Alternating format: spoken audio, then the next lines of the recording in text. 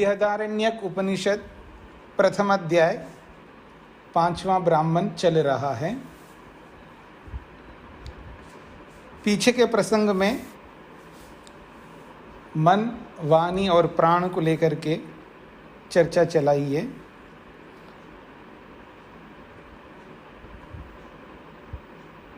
वाणी का आधार, मन का आधार और प्राण का आधार, इन तीन बातों को लेकर के कल के प्रसंग में आपने सुना है। तो भौतिक दृष्टि से स्पष्ट करके अब आध्यात्मिक दृष्टि से स्पष्ट किया जा रहा है 14वें श्लोक में। सह एषः संवत्सरः प्रजापतिः षोडश कलः तस्य रात्रयः एव पंचदश कलाः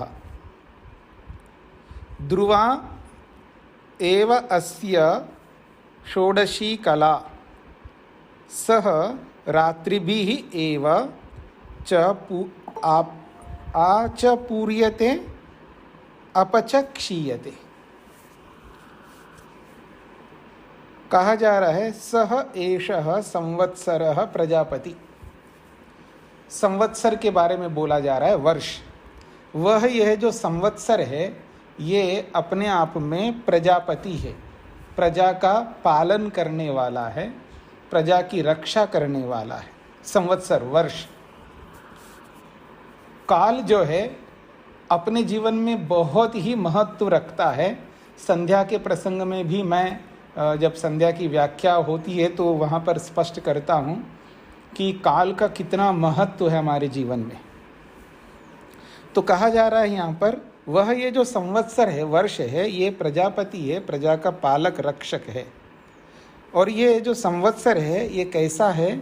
षोडश कलः, इसकी 16 कलाएं हैं।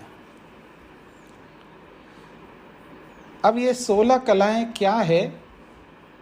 पीछे भी आपने अलग अलग उपनिषदों में 16वां कला या 16 कलाएं आत्मा के बारे में, परमात्मा के बारे में अलग अलग प्रसंगों में आया है।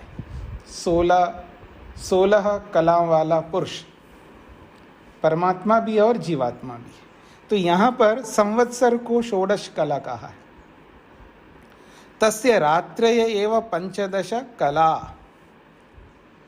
और ये जो प्रजापति रूपी जो संवत्सर है, वर्ष है, ये 16 कलाओं वाला है, यानी इसकी 16 कलाएं हैं।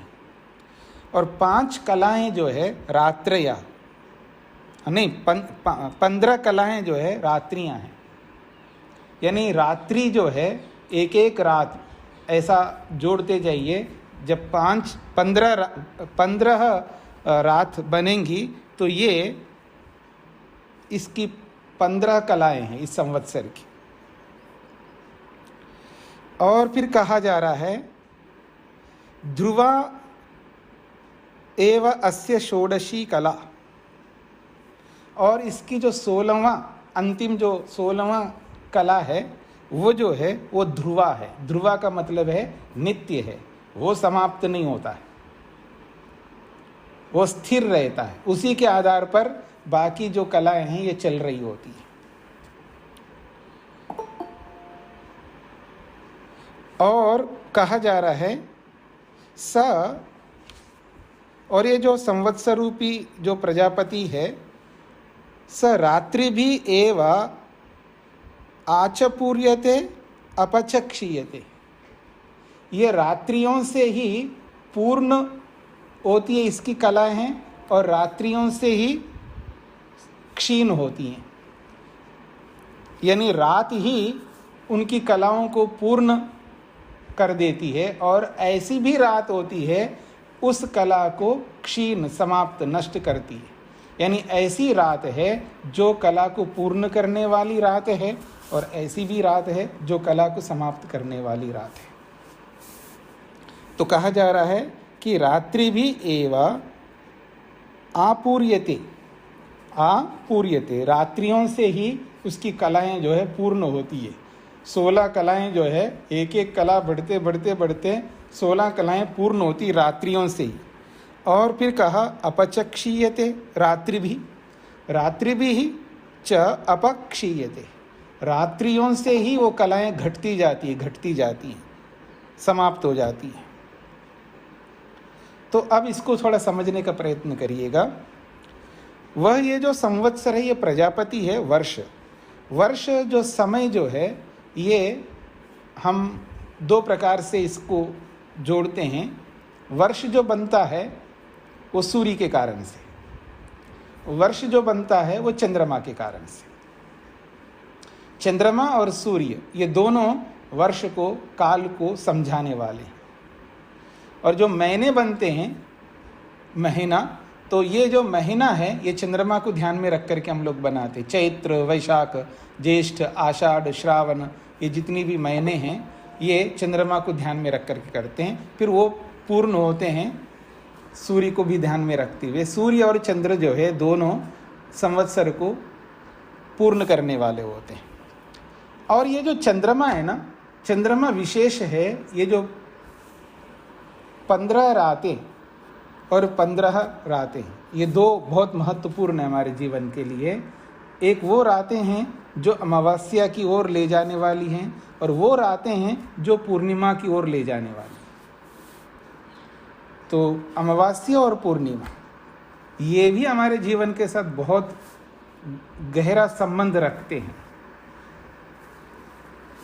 जहाँ तक इसको भौगोलिक दृष्टि से, आप भौतिक दृष्टि से इसको आप जोड़ करके देखिएगा, और वहीं आत्मा आध्यात्मिक दृष्टि से भी इनको जोड़ करके देखिएगा कि दोनों ही दृष्टिकोण से बहुत महत्वपूर्ण है। हमारे जीवन के साथ सदा ये बने रहते, चाहे वो अमावस्या हो, चाहे वो पूर्णिमा हो, चाहे वो चंद्रमा हो, चाहे वो सूर्य हो।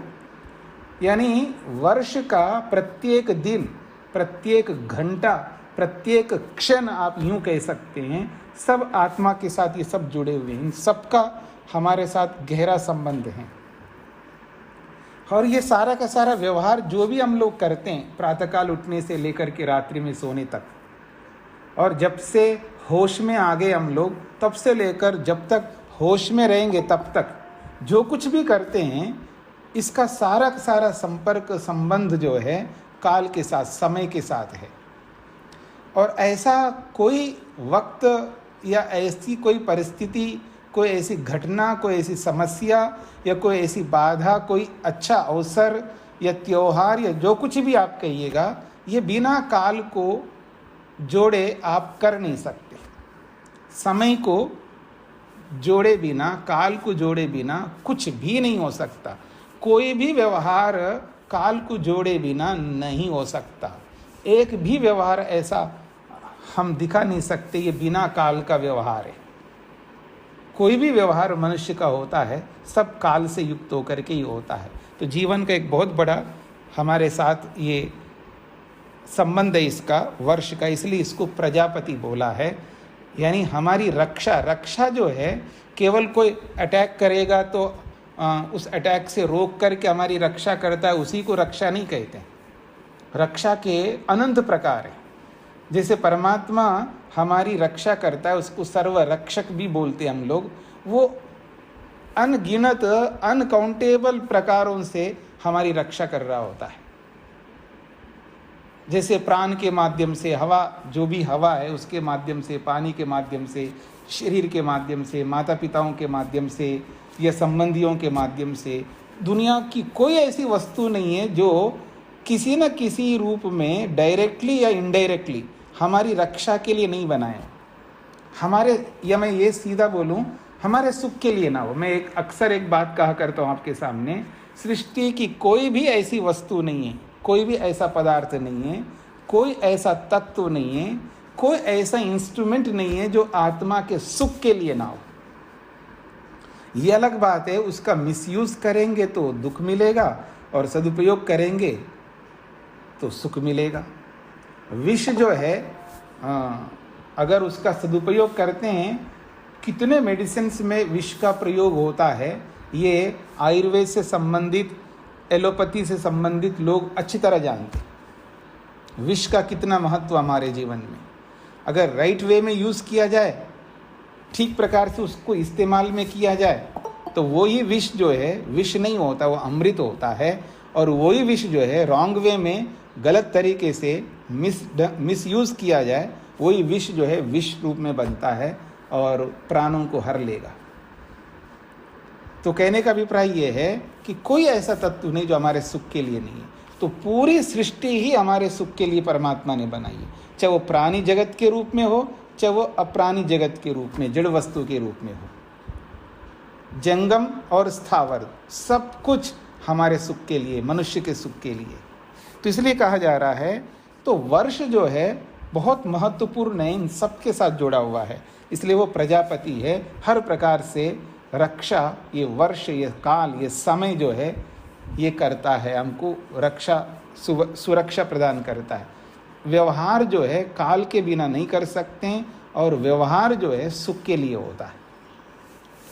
तो इसलिए इसको प्रजापति, प्रजा का पालक, रक्षक माना है। और इसकी जो कलाएं जो बोली जा रही है कि वो 16 कलाएं हैं, उनमें से 15 जो कलाएं हैं वो रात्रियों को माना है और उनको चंद्रमा के साथ जोड़ दिया। अब एक एक कला को देखिएगा, कला जो है चंद्रमा की होती है, एक कला, दूसरी कला, तीसरी कला। चंद्रमा जो है घटती घटती घटती घटती जो है एक ऐसी स्थिति में आ जाती है कि बिल्कुल दिखाई नहीं देता है चंद्रमा। फिर उस समय अमावस्या बोल देते।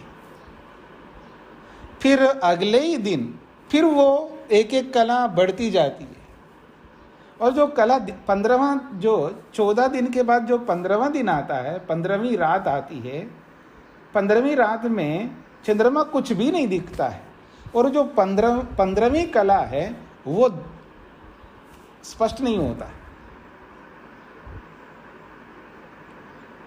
फिर वापस स्टार्ट हो जाती है, तो जो दिखाई बिल्कुल नहीं देता है, वैसे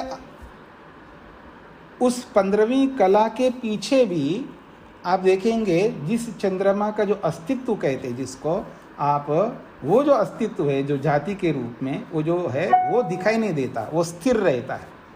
यानी चंद्रमा का चंद्रमापन वो स्थिर है, वो दिखाई नहीं देता है। जाति के रूप में आप देखेंगे वो दिखाई नहीं देगा, वो उसको ध्रुवा शब्द से कहा जा रहा है। वो नित्य है, वो बना रहेगा, लेकिन दिखता नहीं है।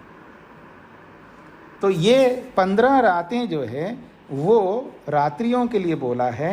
और ध्रुवा एवं अस्य षोडशी कला, और 16वीं जो कला है वो ध्रुवा निश्चित है, वो जाति के रूप में, चंद्रमापन के रूप में वो हमेशा बना रहेगा। उसके बिना फिर अगली कला जो है अगले दिन फिर वापस जो है एक एक कला दिखाई देती है। तो जो दिखाई देने वाली कला है वो तभी दिखाई देगी, उसका अस्तित्व वहाँ पर हो, तभी तो दिखाई देगी। एक कला जो है अगर एक को भी हटा दीजिएगा आप, तो वो भी हट गया, तो फिर वापस अगले दिन जब एक एक कला बढ़ती जाएगी, वो बढ़ेगी कैसे? इसका मतलब उसका अस्तित्व है पर वो दिखता नहीं है, इसलिए उसको ध्रुवा बोला है, नित्य बोला है। बाकी तो समाप्त होने वाले, अर्थात समाप्ति का मतलब यहाँ ना दिखाई देना, बस इतना ही लेना है। तो आइए इसको समझने का प्रयत्न करते हैं। तो कहते हैं रात्रय एवं 15 कला, 15 रातें जो है वो 15 कलाएं हैं। ध्रुवा एवं अस्य षोडशी कला, और 16वीं जो कला है वो नित्य नाम से, ध्रुव नाम से उस कला को बोला जाता है।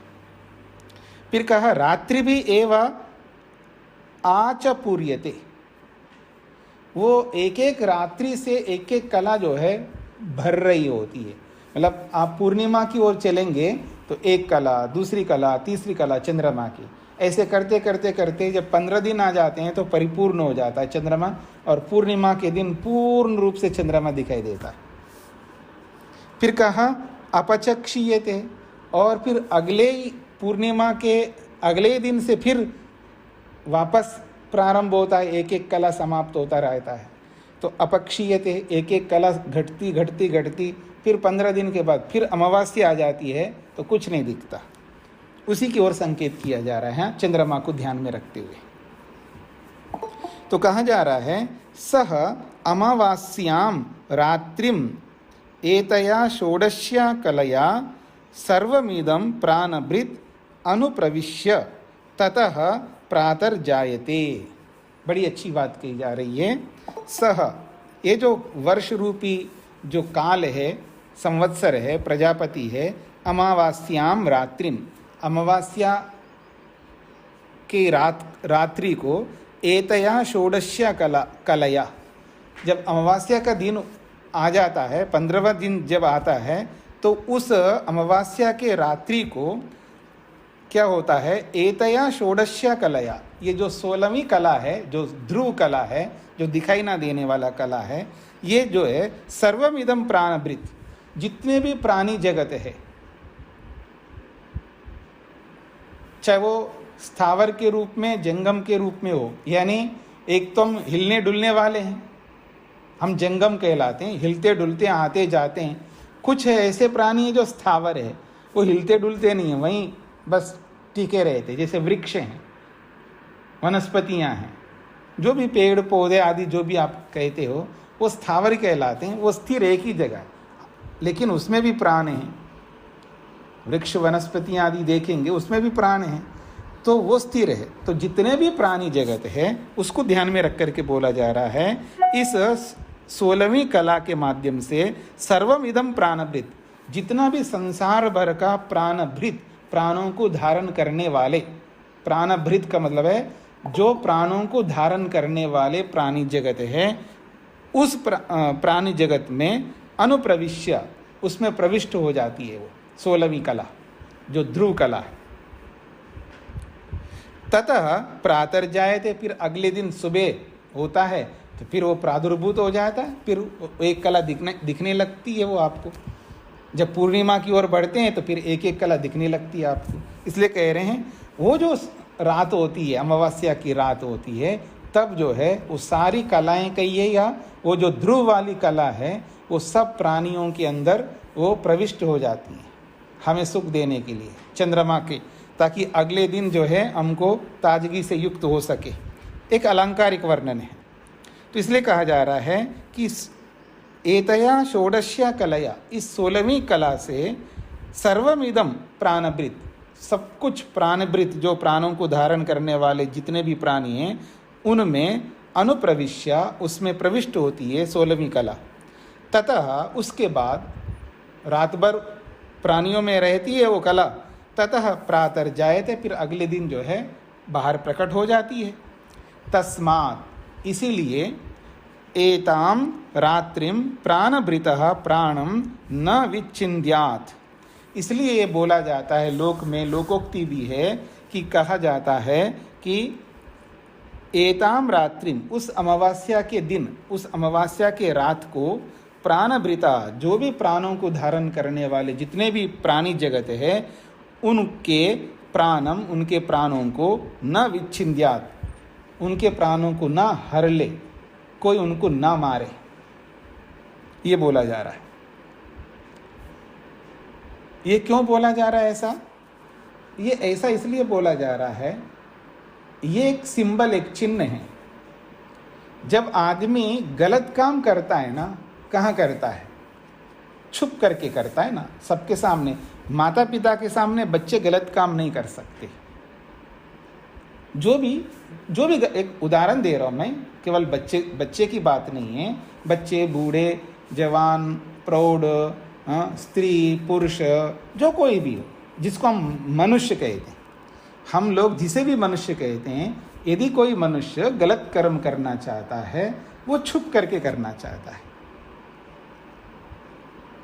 और ये छुपना जो है कहाँ करता है? अंधेरे में, जिसको आप अंधेरे में काले धंधे होते हैं, ऐसा बोलते हैं ना आप। काले कर्म, इलीगली जो भी कर्म करते हैं, गलत कर्म करते हैं, वो अंधेरे में करते हैं। क्यों करते हैं अंधेरे में? क्योंकि कोई देख नहीं रहा होता। तो कोई देख नहीं रहा है तब वो गलत काम करता है। इसका मतलब है वो प्रकाश से छुपा हुआ है, ज्ञान से छुपा रहा है अपने आप को। वो अंधकार में, अज्ञानता में जाकर के भी वो गलत काम करना चाह रहा है। इस बात को समझने का प्रयत्न करिएगा। जब कभी भी कोई गलत काम करता है, जिसको आप यम नियम कहते हो, अहिंसा, सत्य, अस्तेय, ब्रह्मचर्य, अपरिग्रह, शौच, संतोष, तपः, स्वाध्याय, ईश्वर प्रणिधान, जो कुछ भी है, वो सारे नियमों का पालन जब नहीं करना चाहता व्यक्ति, तब ऐसे ही सबके बीच में नहीं कर सकता, वो छुप। ये किसकी बात हो रही है? हम सबकी बात हो रही है, शरीफ लोगों की बात हो रही है। हाँ, शरीफ लोग जो है, जो भी गलत काम करना चाहेंगे वो छुप करके करना चाहते हैं। जो बेशरम होते, जो शरीफ नहीं होते हैं ना, वो खुल्लम खुल्ला कहीं भी कर सकते हैं, उसकी बात नहीं हो रही है। ये तो हम सब शरीफ लोग। शरीफ लोग का मतलब है, जैसे आप कहते हैं ना जी, हम दो अच्छे खानदान वाले हैं जी, हम अच्छे घर वाले हैं जी, अच्छे घर के लोग हैं जी हम लोग, ऐसे हम जो बोलते हैं ना, तो हम सब शरीफ लोग हैं, अच्छे लोग हैं। हाँ, हम लोग पापी लोगों में नहीं आते हैं, दुष्ट लोगों में नहीं आते हैं, राक्षस लोगों में नहीं आते हम लोग। हम जो भी अपने आप को समझते हैं, हम उस कैटेगरी में नहीं जाते हैं, इसलिए हम अच्छे लोग हैं। तो ये जो अच्छे लोग हैं, ये जब अच्छे लोग जब गलत कर्म करना चाहते हैं तो कैसे करना चाहते हैं? छुप करके करना चाहते हैं, अंधेरे में करना चाहते हैं, कोई देख ना ले, ऐसी स्थिति लाते हैं। तो वो सारी की सारी जो अंधेरी बात है, यही रात की है। तो ये प्रतीक है, ये एक चिन्ह मात्र है। इसलिए कहा जा रहा है, जब अमावस्या का समय आता है तब तो बिल्कुल एकदम काली रात होती है, कोई दिखता नहीं, कोई कुछ नहीं दिखता, एकदम हम अपने शरीर को भी नहीं देख पाएंगे, इतनी अंधेरी होती है। तो ऐसी स्थिति में आदमी गलत कर्म कर सकता है, इसलिए उसको रोका जा रहा है। थोड़ा बहुत प्रकाश हो जाए, मतलब अमावस्या नहीं है तो कुछ तो दिखता है ना, अंधेरे में भी कुछ ना कुछ दिखता है, इतनी काली अंधेरी नहीं होती है। लेकिन वो जब अमावस्या का दिन होता है तो काली अंधेरी होती है, तो उसके लिए संकेत किया जा रहा है। अब तो कोई देखने का प्रसंग ही नहीं होता, आप कितने ही आंख फाड़ फाड़ करके देखो, दिखाई नहीं दे रहा। तो ऐसी स्थिति में कोई गलत काम ना करे, उसको रोकने के लिए बोला जा रहा है, तस्माद एताम रात्रिम, वो जो अमावस्या वाली जो रात है, उस रात को प्राणभृतः, प्राणम, प्राणधारी, प्राणभृत का मतलब है प्राणों को धारण करने वाले, जो प्राणधारी है, उसके प्राणम, प्राणों को न विच्छिन्द्यात्, हर ना ले, उसको मारे ना। फिर कह रहे हैं अपि कृकलस्य, अपि कृकलस्य का मतलब है कि कोई आदमी का प्राण हर ले रहे हो, या किसी गाय का या बकरी का, या और भी जो घरों में पालतू जो भी पशु होते हैं, उनकी भी बात नहीं है, और किसी भी ऐसे कबूतर है, तोता है, उनकी भी बात नहीं है। जिसको सबसे ज़्यादा निकृष्ट प्राणी कहते हैं ना, उसको भी संकेत कर रहे हैं कि अपि कृकलस्य, कृकल कहते हैं उसको देख करके देखने की इच्छा नहीं होती है। गिरगिट होता है ना, गिरगिट जो होता है बहुत चालाक होता है, वो अपना रूप बदलता रहता है, उसको दुष्ट प्राणी बोलते हैं, एक लोकोक्ति है। तो जो कृकल नामक जो गिरगिट है, उसको भी नहीं मारना चाहिए। इसका मतलब है किसी को नहीं मारना चाहिए। वो दुष्ट लग रहा है, हमारे देखने में दुष्ट लग रहा है, और अपना रूप बदल रहा है, जो भी है, पर उसको भी ना मारे, अर्थात किसी भी प्राणी को ना मारे, इसका ये अभिप्राय निकलता है। अपि कृकलस्य, और तो और दुष्ट प्राणी को भी, जिसको आप दुष्ट संज्ञा देते हो, गिरगिट कहते हो या निकृष्ट प्राणी कहते हो, उसको भी ना मारे, इसका मतलब किसी को ना मारे। एतस्या एव देवतायाः अपचित्यै, इसी देवता के लिए, इसी चंद्रमा रूपी देवता के लिए, उसकी पूजा के लिए, अथवा उस अमावस्या से युक्त जो चंद्रमा है, जो ध्रुव चंद्रमा है, उस देवता की पूजा की दृष्टि से या उसको महत्व देने के लिए, अपचित्य, उसकी पूजा के लिए, कम से कम उसको आदर देने के लिए आप ऐसा गलत काम ना करें। यानी अमावस्या है, रात काली अंधेरी है, ऐसा मान करके कुछ गलत मत करो, इसका मतलब आप उसका अनादर कर रहे हो, उस अमावस्या रूपी देवता का अनादर कर रहे हो। उसका आदर रखते हुए किसी को भी ना मारे, किसी के भी प्राणों को ना हर ले, किसी को दुख ना दे, ये हम सबका कर्तव्य है, ऐसा ये कहना चाहता है। तो इसका अभिप्राय ये है इस पूरे श्लोक का कि हमें चंद्रमा को समझना है, चंद्रमा हमारे लिए कितना महत्वपूर्ण है, सूर्य कितना महत्वपूर्ण है, इन दोनों से युक्त ये जो शुक्ल पक्ष कृष्ण पक्ष जो है ये कितने महत्व रखते हैं हमारे जीवन के लिए, और जो भी काल से संबंधित इतनी जानकारी हमें होनी चाहिए ताकि हम प्रतिदिन जो है अपने लक्ष्य को ध्यान में रख कर के चलें। रात्रि किसके लिए है, दिन किसके लिए है, ये रातें क्यों बदल रही है, और क्यों अमावस्या आ रही है, क्यों पूर्णिमा आ रही है, क्यों अपनी मूर्खता से हमें कितना ऊपर उठना है, कब तक हम इस मूर्खता में जी रहे हैं, इन सब बातों को इसके साथ जोड़ के देखना है। जैसे मतलब कृष्ण पक्ष जब होता है तो एक प्रकार से हमारे जीवन में अविद्या जो है बढ़ती जाती है, मतलब एक एक कला घटती जाती है तो वैसे ही हमारी अविद्या बढ़ती जाती है, और जब एक एक कला वापस बढ़ती जाती है तो हमारी विद्या बढ़ती जाती है। इसका मतलब है कभी हम, आप देखेंगे जीवन में कभी ह्रास की ओर जाने लगते हैं हम लोग, नीचे की ओर जाने लगते हैं। अपना जो स्तर है, अपना जो स्टैंडर्ड है, कई बार आप देख सकते हैं अपने आप को, अरे मैं कितना अच्छा था, कितना बढ़िया चलता था मेरा, कितना प्रसन्न होता था, अब क्या हो गया मेरे जीवन में, मतलब क्या हो गया, ऐसी क्या स्थिति हो गई, मैं इतना दुखी क्यों हो रहा है, इतना जल्दी इरिटेट क्यों हो रहा हूँ, इतना अधिक गुस्सा क्यों आ रहा है मेरे में, ऐसे बिल्कुल उतावला क्यों हो गया हूँ, अधीर कैसा हो रहा हूँ मैं। अपने आप को व्यक्ति बोल रहा होता है, अपनी अवनति को देख रहा होता है, इन्वेस्टिगेशन करता है कि अपने आप को देखता है कि आखिर मेरे को हो क्या रहा है, मैं ऐसे निम्नता की ओर क्यों जा रहा हूँ, नीचे क्यों जा रहा हूँ, ऐसा अपने आप को देख लेता है व्यक्ति।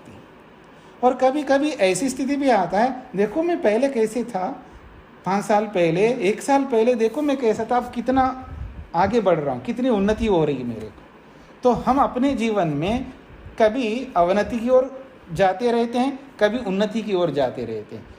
कभी हमारा ज्ञान का स्तर बहुत अच्छा हो रहा होता है, सात्विकता रहती है और एकाग्रता रहती है, शांति रहती है, तृप्ति रहती है, संतुष्ट होते हैं, अपेक्षाओं को कम करते हैं और अच्छा जीवन बिताते जा रहे होते हैं। कभी कभी उसके अपोजिट होने लगते हैं, चाहे वो पैसे को ध्यान में रख करके, नौकरी को ध्यान में रख करके, या व्यापार को, या परस्पर के संबंधों को, किसी न किसी को ध्यान में रख करके हमारे स्तर में ऊपर नीचे होता रहता है। जैसे सेंसेक्स में अप एंड डाउन चलता रहता है ना, ऊपर नीचे चलता रहता है, पता नहीं लगता कब कौन बढ़ता है, पता नहीं लगता कब कौन कितना घट जाता है। तो ऐसे ही हमारे जीवन में हमारा ज्ञान का स्तर भी ऐसे चल रहा होता है। तो ये अमावस्या, ये पूर्णिमा बहुत महत्वपूर्ण है हमारे जीवन के लिए, कृष्ण पक्ष और शुक्ल पक्ष। तो इस बात को ध्यान में रखते हुए अपनी अविद्या को देखना है और अपनी विद्या को भी देखना है। और अमावस्या से हम केवल अवनति को ही ध्यान में नहीं रखना है, अमावस्या से हमें अपने आप को ये भी ध्यान में रखना है कि मेरे में जो अविद्या है, उस अविद्या का मैं कितना सदुपयोग में लगा सकता हूँ। क्योंकि दो विद्या को तो हम सदुपयोग में लाते ही हैं, लेकिन अविद्या को सदुपयोग में लाना ये हमारी खूबियत है, ये समझने का प्रयत्न करिए। और आप में से जिन्होंने योग दर्शन पढ़ा उनको बहुत क्लियरली समझ में आएगा, क्योंकि अविद्या जो है, यद्यपि वो मूर्खता है, लेकिन उस मूर्खता का सदुपयोग करना आना चाहिए हमको, अच्छे कामों के लिए, आगे बढ़ने के लिए। अविद्या दुख देने वाली है, अविद्या से दुख मिलता है, लेकिन एक विशेष परिस्थिति में इस अविद्या से हम सुख ले सकते हैं। ये अविद्या में मुक्ति की ओर भी बढ़ा सकती है। वैसे अविद्या तो हमें नरक की ओर और गर्त की ओर बढ़ाती है, यानी दुख की ओर ले जाने वाली है, लेकिन सदा दुख की ओर ले जाती वो अविद्या ऐसा नहीं है।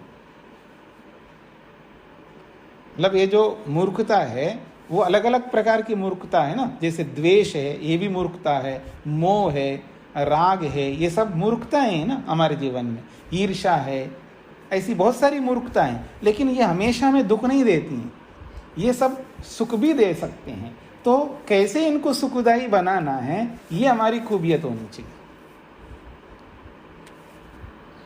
अनेक बार इसके उदाहरण भी दिया है। जैसे द्वेष से हम गलत काम करते हैं तो द्वेष से अच्छे काम भी कर सकते हैं, लोभ से गलत काम करते हैं तो लोभ से अच्छे काम भी कर सकते हैं, क्रोध से, द्वेष से, क्रोध से, ईर्ष्या से गलत काम भी कर सकते हैं तो अच्छे काम भी कर सकते हैं। तो उसको अच्छे काम के लिए लगाना करिएगा, क्योंकि हम उस स्थिति में नहीं पहुंचे कि हमारे को वो वैराग्य हो गया है, हाँ, विवेक होकर के वैराग्य हो गया और समाधि में पहुंच गए, अब इस अविद्या से क्या लेना देना है। हाँ, ऐसा नहीं है। उस स्थिति में जब पहुंचेंगे तब इसका प्रयोग करने की जरूरत भी नहीं है, लेकिन आज उस स्थिति में नहीं है तो इस अविद्या का प्रयोग करो।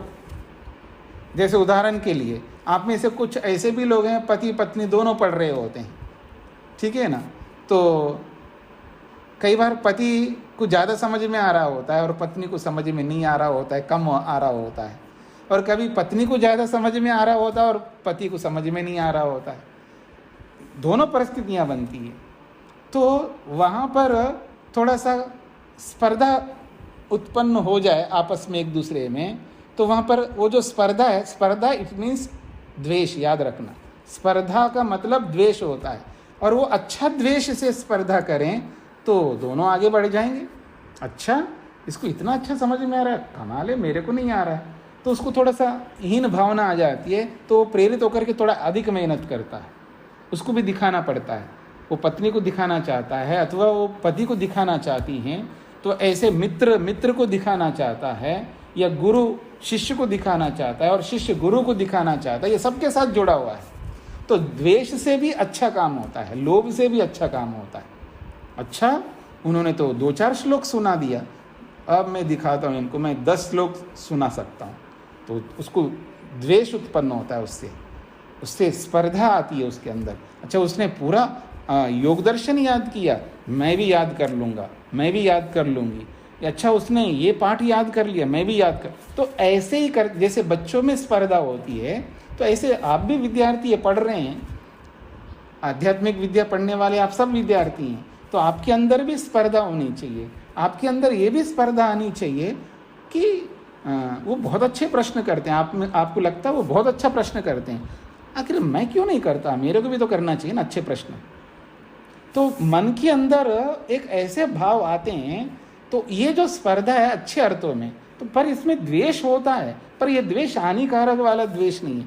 तो जैसे अरे उसने तो पुस्तक लिख दी है, अच्छा बड़ी अच्छी पुस्तक लिखी है, बड़ा नाम हो रहा है उस पुस्तक के कारण से, वैसे मेरे में भी एक हुनर है, मैं भी लिख सकता हूँ, पहले लिखा था लेकिन वो सब ऐसे ही पांडुलिपि में मतलब हस्तलिखित ही रह गए, मैं भी उसको थोड़ा सा देख करके और उसको मॉडिफाई करके और बढ़िया लिख सकता हूँ। उसके अंदर प्रेरणा आती है कि उसके लेखकपन को देख करके, स्वयं लेखक उसके अंदर भी ये हुनर है, वो बोलता है तो मैं भी बोल सकता हूँ, वो लिखता है तो मैं भी लिख सकता हूँ, वो ऐसा करता है मैं भी ऐसा कर सकता हूँ, उसने दान दिया तो मैं भी दान दूंगा, उसने ये किया तो मैं, ऐसा हर फील्ड में, हर क्षेत्र में एक दूसरे को देख करके द्वेष से, राग से, मोह से, ईर्ष्या से, अहंकार से अच्छे काम होते हैं, उसको करने पड़ते हैं। बुरे काम होते इसके लिए बताने की जरूरत नहीं है, लेकिन अच्छे काम भी होते हैं।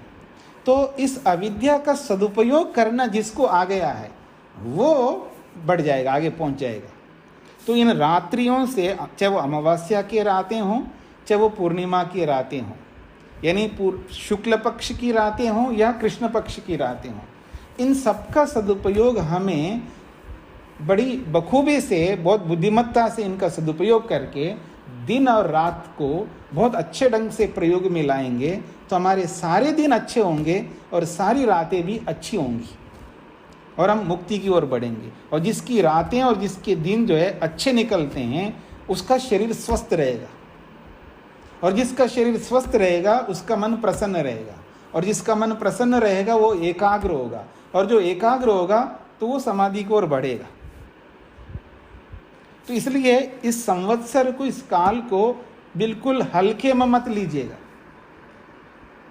आदमी एहसास ही नहीं करता है कि परमात्मा ने मेरे सुख के लिए क्या बना करके दिया। उसको प्रैक्टिकली, वो मतलब क्रियात्मक रूप से उसको एहसास करके उसका जो सुख जो लेना होता है, आदमी को सुख लेना नहीं आता है, सुख है उसके पास में लेकिन लेना नहीं आता है। ये तो वैसी बात है, उसके पास एक उदाहरण देता हूँ मैं।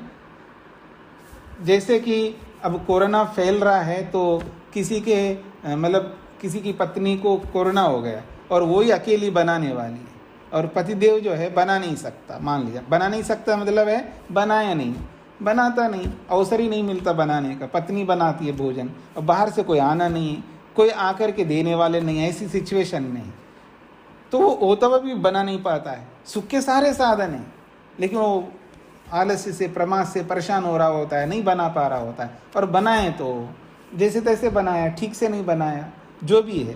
तो साधन होते हुए भी उसका यूज़ करना आना चाहिए। कोई भी काम छोटा और बड़ा नहीं होता है, कोई भी काम छोटा और बड़ा नहीं होता है। उसको छोटा हम बना देते हैं, उसको बड़ा हम ही बना देते हैं। इस बात को समझने का प्रयत्न करिएगा।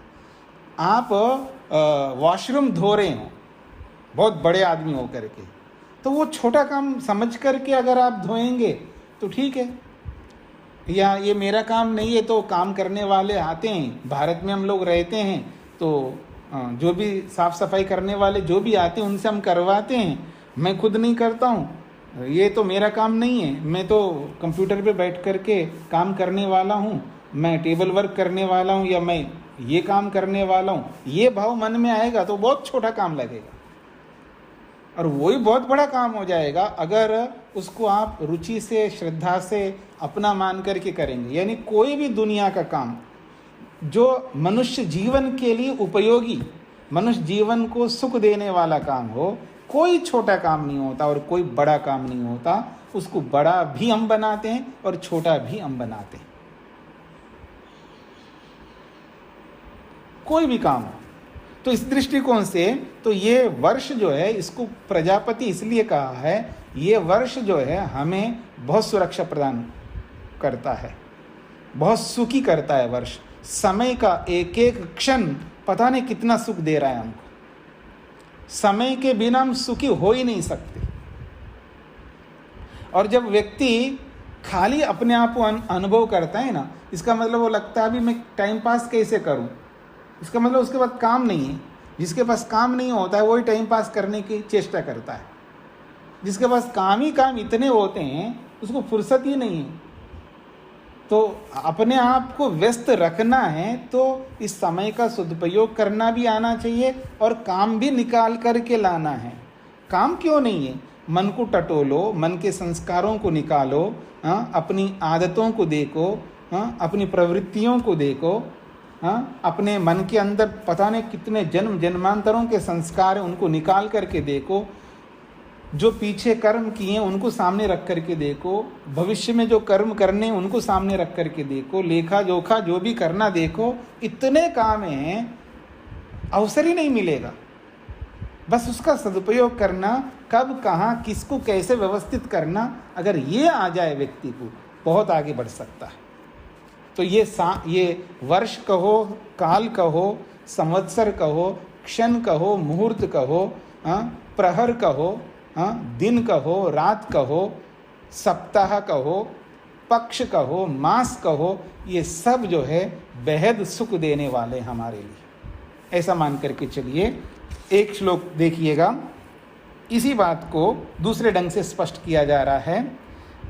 यह वै सह संवत्सरः प्रजापतिः षोडशकलः अयम एव सह यह अयम एवं वित् पुरुषः। अब 14वें श्लोक में चंद्रमा को ध्यान में रख कर के बात कही गई है। अब सीधा सीधा आदमी को सामने रख कर के बात कही जा रही है, वही बातें। यह वै सह संवत्सर, ये जो वो संवत्सर है, वर्ष है, काल है, ये प्रजापति है, प्रजा का रक्षा करने वाला संवत्सर है, और इसको षोडश कला बोला है। अयम एव सह, ये वही है, ये संवत्सर। ये कौन है वो? अयम एवं वित्, अयम यही है वो, एवं वित् ऐसा समझने वाला कौन है? पुरुषः, आदमी है। आखिर इस संवत्सर का प्रयोग कौन करता है? आदमी तो करता है। तो इसलिए वास्तव में संवत्सर वो वर्ष वो काल नहीं है 16 कला वाला। अयम पुरुषः एवं विद, ये ऐसा समझने वाला ये जो पुरुष है, ये आदमी 16 कला वाला है। ये अलग प्रकार की व्याख्या है।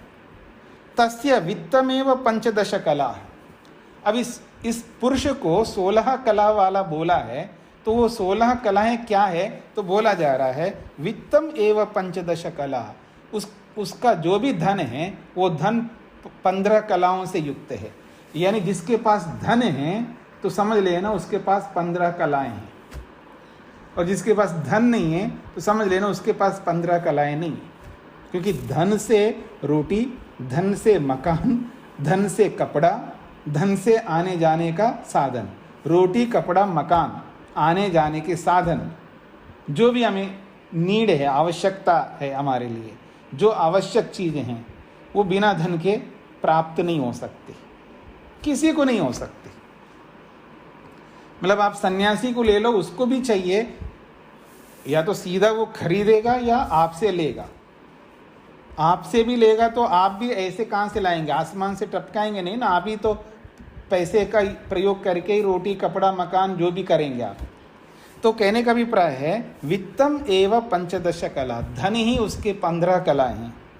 आत्मा एव से 16 कला, और आत्मा जो है उसका शरीर, आत्मा से शरीर ले लो या आत्मा से जीवात्मा को ले लो, कोई आपत्ति नहीं है, आप जैसा भी ले लो। तो आत्मा एव से 16 कला, और आत्मा जो है उसकी 16वीं कला है। सह वित्तेन एव आचपूर्यते अपचक्षीयते। सह, वो जो आदमी है, पुरुष है, वो धन से ही अपने आप को पूर्ण करता है, अपने जीवन को परिपूर्ण करता है। और अपचक्षीयते, और उसी धन से अपने आप को बर्बाद कर देता है। कितनी अच्छी बात कही। मतलब वित्तेन एव आचपूर्यते अपचक्षीयते, वो धन से ही अपने आप को पूर्ण कर देता है और धन से ही अपने आप को नष्ट भी कर देता है। ये अपने हाथ में है। धन का सदुपयोग करके हम अपने जीवन को परिपूर्ण कर लें, और धन का गलत प्रयोग करके अपने आप को नष्ट कर दें। तदेतद नभ्यम यद अयम आत्मा, और वह जो आत्मा है वो एक प्रकार से नभ्यम, नाभि के समान है। नभ्यम का मतलब है नाभि, ये नाभि के समान है। और प्रधि वित्तम, और ये जो वित्त है, धन है, वो प्रधि है। प्रधि का मतलब होता है ना, वो जो जैसे पहिया होता है, पहिया के बीच में जो होता है उसको नाभि कहते हैं, और उसके चारों ओर जो लगे रहते हैं आरे, आरे जो है वो प्रधि कहलाता है। प्रधि का मतलब आरे। तो धन जो है आरे के रूप में है, और आत्मा जो है वो नाभि के रूप में। नाभि के साथ में जो है उसका जो ध्रुव कहते हैं, उसको आप ध्रुव, जो बीच में रहता है वो ध्रुव है, वो आत्मा है, और चारों ओर उसके आरे लगे हुए हैं, धन रूपी आरे। तस्मात्, इसलिए यद तस्मात् यद्यपि सर्वज्ञानिम जीयते, यद्यपि यदि किसी कारण से सर्वज्ञानी जीयते, सर्वज्ञानी का मतलब है सारा का सारा उसका धन समाप्त हो गया। सर्वज्ञानी का मतलब है धन उसका समाप्त हो गया, नष्ट हो गया, किसी कारण से डूब गया, फिर भी जीयते, वो जी सकता है। क्यों? उसके पास आत्मा है। इसलिए कहा जा रहा है आत्मना चेत जीवति प्रधीना अगाध इत्येव आहु। प्रधीना अगाध इत्येव आहु, जनता जो है ये वो यही कहती है कोई बात नहीं, आदमी तो जी रहा है ना, धनी तो गया इसका, प्रधि इसके आरे ही तो निकल गए, लेकिन नाभि तो बची हुई है ना, उस नाभि में फिर दोबारा आरे लग सकते हैं। आरे नष्ट हो गए, टूट गए, चकनाचूर हो गया, कुछ भी हो गया, यानी धन उसका सारा बर्बाद हो गया, लेकिन आदमी तो है, शरीर तो उसके हाथ में है, बुद्धि उसके पास में है, कोई बात नहीं, दोबारा प्राप्त कर लेगा। इसलिए कहा जा रहा है प्रधीना अगाध, वो धन से ही तो बर्बाद हो गया, बाकी आत्मना चेत जीवती, उसकी आत्मा तो है, उसका शरीर तो उसके हाथ में है अभी, उसका जीवन उसके हाथ में है, कोई फर्क नहीं पड़ता। धन चला गए तो जाने दो, अपने आप को बचा लो, दोबारा कमा लेंगे। और शरीर निकल गया तो धन के होने और ना होने से क्या फ़ायदा है। इसलिए आदमी धन को ना देके, धन जाए तो जाए भाड़ में, लेकिन अपने आप को बचा लो। आप बच जाओगे, धन दोबारा आ जाएगा। इसलिए लोग कहते हैं प्रदीना अगाध इत्येवाहो, कोई बात नहीं जी, इसका पैसे से ही चला गया, लेकिन वो तो है आदमी, फिर दोबारा प्राप्त कर लेगा। इसलिए कहा जा रहा है आत्मा मुख्य है, धन मुख्य नहीं है। ये इसका अभिप्राय है। अपने अस्तित्व को नहीं मिटाना, अपने शरीर को नहीं मिटाना, अपने शरीर को ठीक रखना। धन जाए तो जाए, लेकिन शरीर को बर्बाद होने नहीं देना। तो इस 15वें श्लोक का मुख्य सार ये समझ लीजिएगा कि आदमी पैसे के लिए शरीर को बिल्कुल नज़रअंदाज कर रहा है। आज व्यक्ति शरीर के प्रति ध्यान नहीं दे रहा है, शरीर के प्रति एक प्रकार से खिलवाड़ कर रहा है। शरीर को जैसा समय देना, जैसा स्वस्थ रखना है उसको, और जिस प्रकार से शरीर ठीक रहेगा उस पर उसका बहुत कम ध्यान होता है। उसका सबसे अधिक ध्यान जो है पैसा कमाना, मकान का, गाड़ी का, उसका, इसका, मतलब शरीर से भिन्न चीज़ों के प्रति उसका रुझान ज़्यादा है, शरीर के प्रति बहुत कम होता है। तो उस बात को ध्यान में रख कर के यहाँ पर बोला जा रहा है कि आत्मा मुख्य है, शरीर मुख्य है। धन आज है तो कल नहीं रहेगा, कल है तो आज नहीं रहेगा, तो कोई बात नहीं। आज नहीं है तो कल आ जाएगा, और आज है तो कल नहीं रहेगा। इसलिए वो इम्पोर्टेंट नहीं है, इम्पोर्टेंट तो स्वयं है। ये इसको समझ करके हमें आगे बढ़ना चाहिए। हाँ जी, अब कोई प्रश्न हो तो पूछिएगा। किसी ने पूछा था एक प्रश्न, नरक और स्वर्ग, नरक और स्वर्ग, नरक में जाएगा स्वर्ग में जाएगा। जो मैं बोलता हूँ ना कि मृत्यु जो है ये बहुत ही क्या कहते हैं, विरले लोगों को मृत्यु प्राप्त हो रही है। मृत्यु तो बहुत अच्छी बात है, मृत्यु का होना ठीक है। अब जब और ज़्यादा जी सकते थे लेकिन जी नहीं पा रहे, जा रहे हैं, तो उसके लिए रोना धोना नहीं है, कोई हताश निराश नहीं होना, कोई मातम नहीं बनाना है, खुशियाँ मनाओ। मृत्यु बहुत अच्छी बात है, हो रही है तो अच्छी है, उसको सेलिब्रेट करो, उसको त्यौहार मानो, उसको संस्कार मानो। हाँ, 16वां संस्कार है ना, तो संस्कार मान करके उसको खुशी के रूप में ले लो, क्योंकि वो स्वर्ग में जा रहा है। अगर नरक में जा रहा है तो मातम बना लेना, हमें कोई आपत्ति नहीं है। तो किसी ने प्रश्न किया आप में से ही, ये नरक कहाँ रहता है, स्वर्ग कहाँ रहता है, ऐसा प्रश्न किया है। तो उसका समाधान दे रहा हूँ। नरक जो है, जहाँ दुख ज़्यादा होता है वो नरक है, और जहाँ सुख ज़्यादा होता है वो स्वर्ग है। और वो स्वर्ग और वो नरक यहीं पर है, कोई आसमान में कोई लटक नहीं रहा है स्वर्ग या नरक, यहीं पर है। धरती पर ही स्वर्ग है, धरती पर ही नरक है। अगर ऐसे जगह हम जन्म लें जहाँ सुख ना मिल कर के दुख ही दुख मिल रहे हैं, हर प्रकार के दुख, हर प्रकार के कष्ट, हर प्रकार की पीड़ाएं, समस्याएं, मतलब क्यों पैदा हुए हैं यहाँ पर, ऐसा लगे आदमी को, तो समझ लेना वही नरक स्थान है। और जहाँ सुख ही सुख है, जैसे मान लो कल को अंबानी के घर में कोई पैदा हो रहा है, बच्चा पैदा हो जाएगा, तो उसको देखिएगा पैदा होते उसके लिए क्या है, उसके सामने सब कुछ है उसके, वही तो स्वर्ग है। तो आपके घर में भी सब कुछ साधन है, आपको कोई कमी नहीं है, और आपके यहाँ भी बच्चा पैदा हो रहा है, तो वो भी स्वर्ग है उसके लिए। आपके स्टैंडर्ड के हिसाब से वो अलग स्वर्ग है, उसके स्टैंडर्ड के हिसाब से वो स्वर्ग है। और स्लम में जाइएगा, जिसके पास अपना घर भी नहीं है, खोली बोलते हैं ना, उसकी मतलब कोई रूम भी ऐसा नहीं है, ऐसे जैसे रहता है, वो जो होते हैं ना बारदानी के जो बोरी होते हैं ना, उसका ऐसा बना करके उसमें रहता है। और वहाँ पैदा हो जाए तो उसके पास ना खाने को है, ना रहने को है, ना पहनने को है, कब खाना मिलेगा नहीं मिलेगा, जिस स्थिति में है वो ही नरक समझ लेना, या उससे भी नीचे चला जाइए। तो नरक और स्वर्ग इसी धरती पर होते हैं, कई अलग जगह पर नहीं होते हैं। तो अच्छा, हम इस शरीर को छोड़ करके फिर चले गए तो ठीक है जी, दूसरा शरीर मिलेगा हमारे अच्छे कर्मों के कारण से, तो इससे बेटर मिल जाएगा, क्योंकि हमने अच्छे कर्म किया। ऐसा अगर आपको लगता है, नहीं लगता है तो कर डालो, और क्या है। जब अच्छा कर्म करना ही तो जल्दी से जल्दी कर लो, कब पता नहीं है ना कब मरूंगा। हाँ, अगले क्षण में रहूंगा नहीं रहूंगा किसको पता है। और जब तक रहूंगा तब तक अच्छे से अच्छे और करता जाओ ना। तो ये मान कर के अच्छे से अच्छे करते जाओ जब तक जी रहे हैं, और मरेंगे तो स्वर्ग में जाएंगे। भगवान पर हमें पूर्ण विश्वास है, वो न्यायकारी है, कभी गलत नहीं करेगा, ये मान करके चलिए। तो स्वर्ग और नरक जो है इसी धरती पर है। हाँ जी, अब किसी का कोई प्रश्न? जी जी नमस्ते। अभी प्रसंग आया था ना गिरगिट को मारने वाला। जी जी। तो मच्छर काटते तो तुरंत मार देते हैं, मच्छर को मौका लगा के। क्या करें, इनको काटते जाएगा? क्या कह रहे हैं आप? गिरगिट को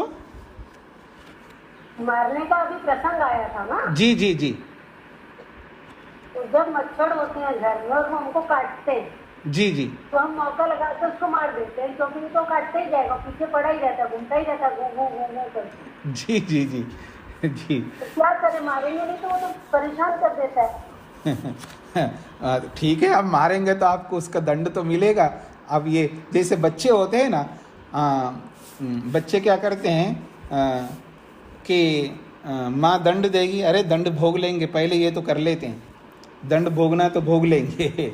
तो ऐसे मान करके लोग करते हैं, और करके फिर देखा जाएगा दंड जब मिलेगा मिलेगा, अब तो कम से कम सुकून से ये सुख तो ले लूँ। तो ठीक है, ये सुख मिलेगा तो वो दुख भी मिलेगा, उस दंड के लिए तैयार हो तो कर लो। मतलब कोई विधान नहीं किया जा रहा है, ना करने के लिए आपको प्रेरित किया जा रहा है। हम तो यही कहते हैं कि नहीं करना चाहिए। मच्छरदानी लगाओ, आप कहते हैं कि मच्छरदानी में तो हमेशा थोड़ा रह सकते हैं हम, मच्छरदानी से बाहर निकल के काम तो करने पड़ेंगे ना।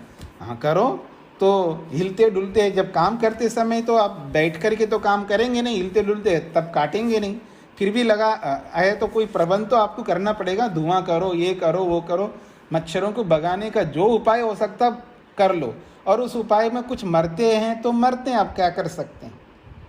मतलब मारने के उद्देश्य से नहीं कर रहे हम लोग, भगाने के उद्देश्य से कर रहे हैं, तो उस भगाने में कोई मरते भी हैं तो मरेंगे, उसी के लिए तो पंचमा यज्ञ विधान है। ये जो हमारे से जाने अनजाने से जो भी प्राणियों को दुख होता है, उसके प्रायश्चित के रूप में पंचमा यज्ञ का विधान है। तो उसी से प्रायश्चित होता रहेगा, लेकिन दंड जरूर मिलेगा जो हम जो भी करेंगे। तो ये मान करके चलिएगा कि अगर आपको दंड भुगतना ही है तो ठीक है, भुगत लीजिएगा, ये जो करना कर लीजिएगा, क्या कर सकते हैं। तो जो अलाउंस वगैरह लगाते हैं वो लगा दें तो कोई दंड नहीं? क्यों नहीं है दंड? दंड तो हर कर्म का दंड होगा, किसी का कम दंड हो। आप रॉकेट लेकर के सीधा सीधा मारो या ऑल आउट से मारो, मतलब होगा ही जी, इसमें तो कोई दोहरा ही नहीं है। देखो ये तो नहीं भगेंगे, ऑल आउट से भगेंगे ऐसा नहीं है, वो मूर्छित कर देते हैं ना लंबे काल तक। तो उसका किसी का जीवन एक दिन का हो सकता है, किसी का कुछ घंटों का हो सकता है, वो वैसे मरेंगे, मतलब दिनों दिन जिएंगे ऐसा तो है ही नहीं है। तो ऑल आउट क्या कर देता है, उसको मूर्छित कर देता है, निष्क्रिय कर देता है, और कुछ समय के बाद वो अपने आप को मारना है, मरना ही है। तो इसलिए वो अपेक्षा से कम दंड मिलेगा उसका अपने को। ऑल आउट मतलब कर्म तो हम कर ही रहे हैं ना, या तो रॉकेट से मारो या ऑल आउट से मारो या किसी भी, यानी कर्म तो हमारा हो रहा है। तो किसी कर्म से अधिक दंड मिलता है, किसी कर्म से, एक तो खुद मारता है व्यक्ति, एक दूसरे से मरवाता है, ठीक है। तो खुद मारने से अलग दंड मिलेगा, दूसरे से मरवाने से थोड़ा कम दंड मिलेगा। और जो दूसरा मार रहा है उसको जो प्रेरित कर रहा है, तीसरा अच्छा किया इसने, बढ़िया मारा, तो उसको भी दंड मिल रहा है, लेकिन उसको और कम दंड मिलेगा। तो ऐसे ही दंड कम ज़्यादा होता रहेगा, लेकिन दंड जरूर मिलेगा। जी नमस्ते स्वामी जी। जी स्वामी जी, अगर इसमें हम अपनी सुरक्षा नहीं करेंगे तो वो जो है वो काट जाएगा हमें, हाँ, मतलब यानी हम सीधा बुद्धि का प्रयोग ना करें और सीधा ही उसको मार ले, ये कोई तरीका नहीं है ना जी। हम अपनी सुरक्षा, मेरे सामने ये आदमी आ रहा है और ये मेरे को मारेगा मान करके मैं खुद उसको मारूँ, ऐसे थोड़ा होता है भाई। अपनी सुरक्षा करो, पूरी सुरक्षा करने के बावजूद भी ऐसी कोई परिस्थिति आती है तब है, आपने पूरी सुरक्षा की है। मान लो किसी कोई मेरे घर में घुसे नहीं, पूरा प्रबंध आपने किया। आप देखेंगे ना आजकल लोग जब डोर बनाते हैं, अंदर प्रवेश करने का मेन डोर होता है, आजकल किस तरह बनाते हैं, सारी सुरक्षा आपने सुव्यवस्थित किया हर प्रकार से। फिर भी कोई पता नहीं घुसने वाले पता नहीं कैसे घुस के आ गया, फिर आप प्रयास करते हैं उसको पुलिस को पकड़वाना या जो भी प्रबंध करना, उसको पकड़ करके बंद करके कुछ ना कुछ करेंगे। लेकिन इन सारे उपायों को करते करते करते वो आपसे छुड़ा दिया, आपसे अधिक बलवान निकल गया और वो हमको मारने लगा।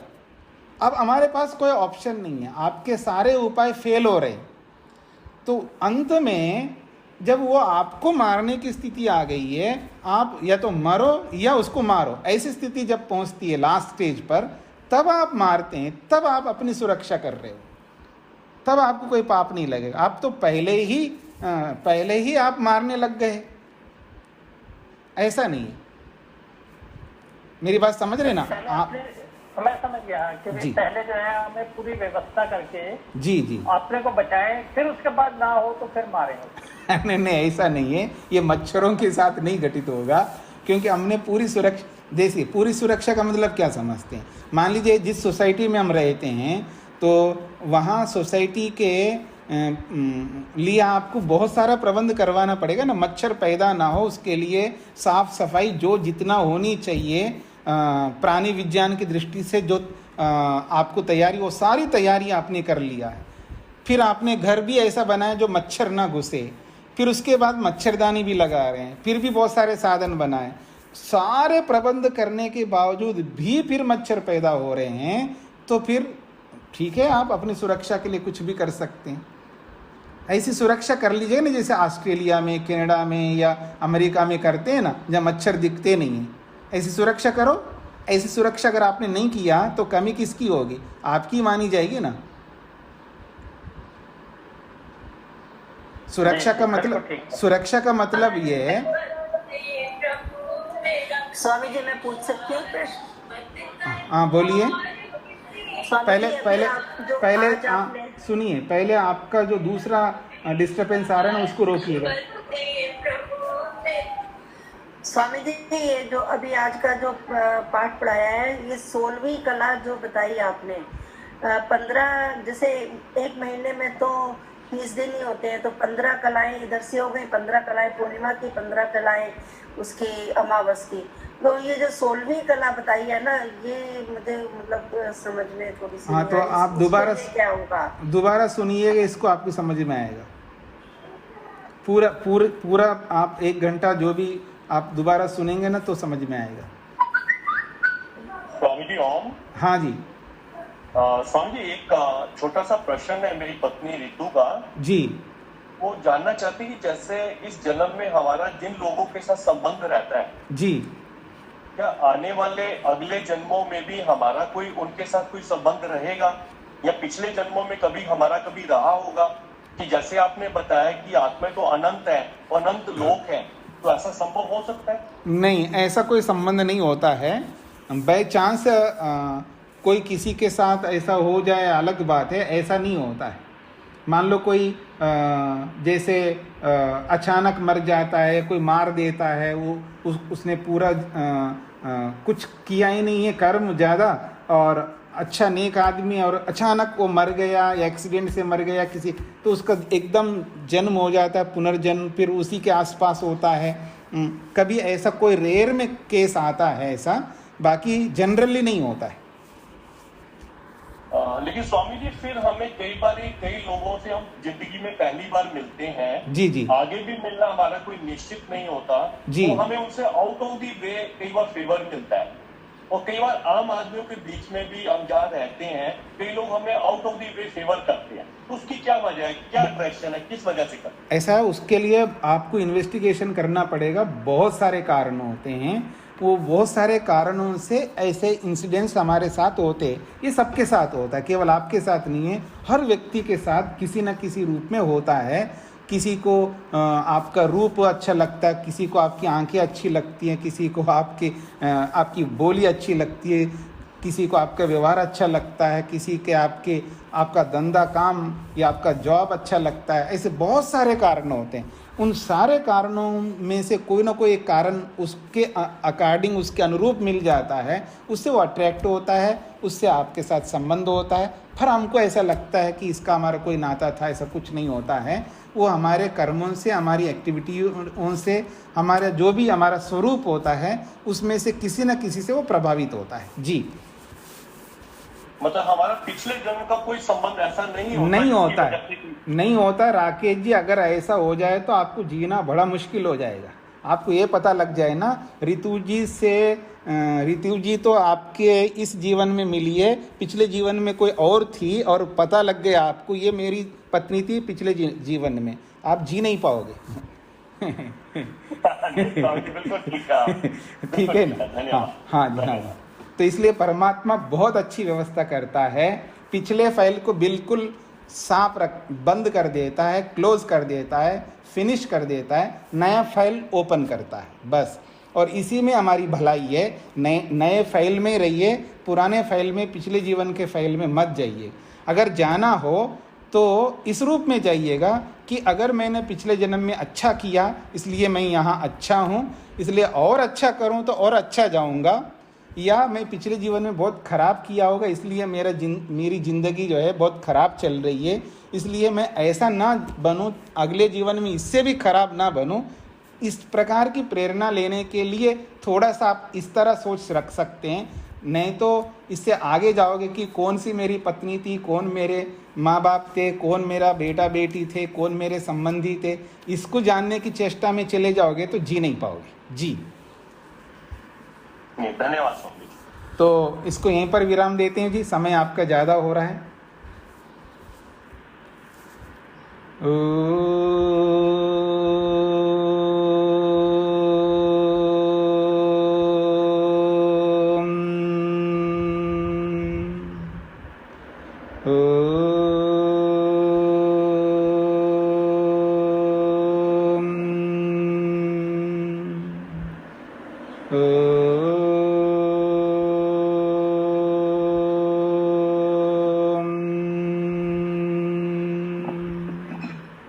सभी को नमस्ते।